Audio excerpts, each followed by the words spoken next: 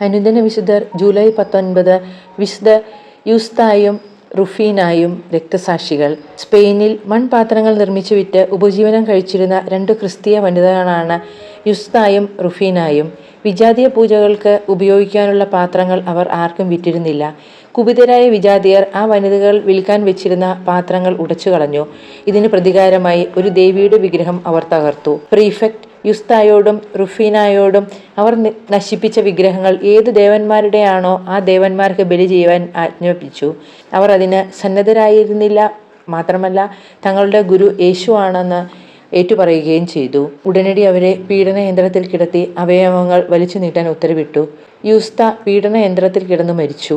റുഫീനായുടെ കഴുത്ത് ഞെരിച്ചു കൊല്ലാനും 2 പേരുടെ ശരീരവും ദഹിപ്പിക്കാനും പ്രീഫെക്ട് ആജ്ഞ നൽകി. സ്പെയിനിൽ അത്യധികം വണങ്ങപ്പെടുന്ന ഈ 2 വിശുദ്ധരും ആ സ്ഥലത്തെ രക്തസാക്ഷികളെ പ്രതിനിധീകരിക്കുന്നു.